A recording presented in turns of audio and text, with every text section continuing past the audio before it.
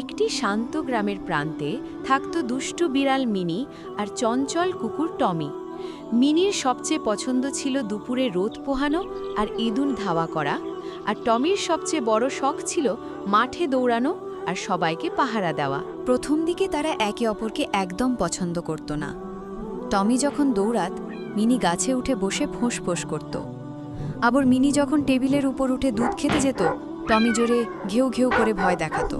কিন্তু একদিন গ্রামে হঠাৎ বড় বিপদ এলো। একটা শেয়াল রাতের অন্ধকারে মুরগির ঘরে ঢুকে পড়ল। মিনি প্রথমে সেটা দেখতে পেল, কিন্তু শেয়ালকে তাড়ানোর মতো শক্তি ওর একার ছিল না। তাই সে দৌড়ে গিয়ে টমিকে ডাকল।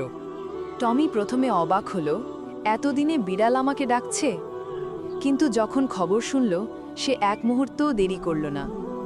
মিনি গাছে উঠে শেয়ালের দৃষ্টি ঘুরিয়ে দিল, আর টমি সাহস করে ঘেউ ঘেউ করে শেয়ালকে তাড়িয়ে দিল। সেদিন থেকে মিনি আর টমি বুঝল, একসাথে থাকলে তারাই সবচেয়ে শক্তিশালী।